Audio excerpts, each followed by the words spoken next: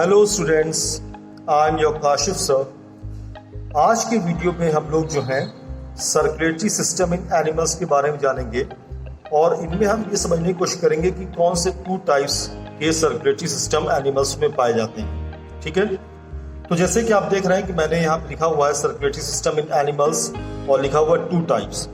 तो first type को बोलते हैं ओपन सर्कुलेटरी सिस्टम और जो सेकेंड टाइप है that is closed circulatory system.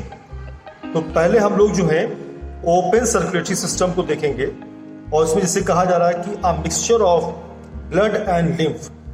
तो ब्लड और लिम्फ का एक मिक्सचर होता है जिसको बोलते हैं हीमोलिम्फ। एक बात का और आप ये जान रखिए कि जहां कहीं पे भी ब्लड का नाम आएगा तो बायोलॉजी में हम लोग उसको हीमो जानेंगे। ठीक है, हीमोग्लोबिन जो कि आप जानते हैं ब्लड में रेस्पिरेटरी पिगमेंट होता है, ऐसी हीमोलिम्फ मतलब ब्लड प्लस लिम्फ। तो ब्लड और लिम्फ के मिक्सचर को हम क्या बोलते हैं? हीमोलिम्फ। ये प्रेजेंट रहता है which is present in a body cavity called haemocoel circulated through the body without vessels. क्या मतलब हुआ कि हमारे मतलब जो ओपन सर्कुलेटरी सिस्टम होते हैं, ओपन सर्कुलेटरी सिस्टम में ब्लड और लिम्फ का एक मिक्सचर होता है जिसको कि हीमोलिम्फ कहते हैं। ये पूरी बॉडी में जो कैविटी बॉडी की है जिसको हीमोसील बोलते हैं उसमें सर्कुलेट होता है विदाउट वेसल्स। आपने ऑलरेडी ब्लड वेसल्स के बारे में प्रीवियस क्लासेस में पढ़ा हुआ है कि आर्टरीज होती हैं, वेन्स होती हैं, कैपिलरीज होती हैं। तो यहाँ पे आर्टरीज, वेन्स या कैपिलरीज प्रेजेंट नहीं होती हैं। विदाउट दीज वेसल्स जो है हमारा जो ब्लड है, हमारा मतलब कि ओपन सर्कुलेटरी सिस्टम के जो एनिमल्स होते हैं उनका जो ब्लड है वो बेसिकली पूरी बॉडी कैविटी में विदाउट वेसल्स जो है वो सर्कुलेट होता है।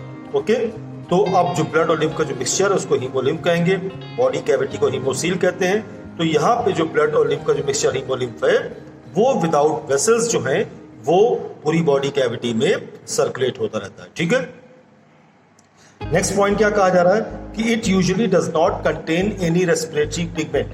तो इसके अंदर किसी तरह का कोई रेस्पिरेटरी पिगमेंट जैसे कि हीमोग्लोबिन कहा जा रहा है वो मौजूद नहीं होता है। So it does not transport respiratory gases.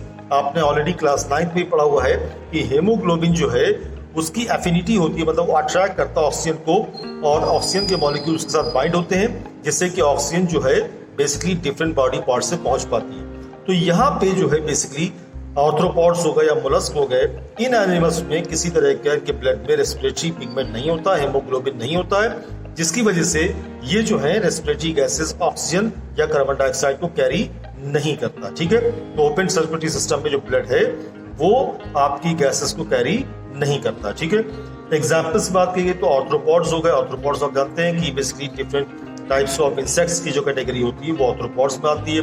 Mollusc में स्नेल टाइप के एनिमल्स या ऑर्गेनिजम्स आते हैं, आप इसको साथ जानते ही हैं। तो कहने मतलब ये है कि आर्थ्रोपॉड्स हो गए या मोलस्क हो गए, इनके अंदर किसी तरह का कोई रेस्पिरेटरी पिगमेंट नहीं होता है जिसकी वजह से रेस्पिरेटरी गैसेस भी ओपन सर्कुलेटरी सिस्टम में ट्रांसपोर्ट नहीं होती। ठीक है, तो आर्थ्रोपॉड्स और मोलस्क इसके एग्जांपल्स हो गए। अब ये रेस्पिरेटरी गैसेस कैसे प्लांट्स मतलब कैसे इन एनिमल्स से पहुंचती हैं, इसके लिए हम अलग से वीडियो बनाएंगे जिसमें मैं आपको बताऊंगा कि कैसे वो इन आर्थ्रोपॉड्स में या मोलस्क में पहुंचती है। क्लियर है? Second type of close circulatory system जो आप देख रहे हैं that is close circulatory system. और यहाँ पे आप देख रहे हैं कि blood enclose in blood vessels. तो यहाँ पे ब्लड को ले जाने के लिए बेसिकली आर्टरीज होती हैं, वेन्स होती हैं, कैपिलरीज होती हैं जिनके अंदर ब्लड जो है ट्रैवल करता है। यहाँ पे इंटरस्टिशियल फ्लूइड जो कि लिम्फ को बोला जाता है वो ब्लड से अलग रहता है, मतलब यहाँ पे हीमोलिम्फ नहीं है, यहाँ पे मिक्सचर नहीं होता ब्लड और लिम्फ का।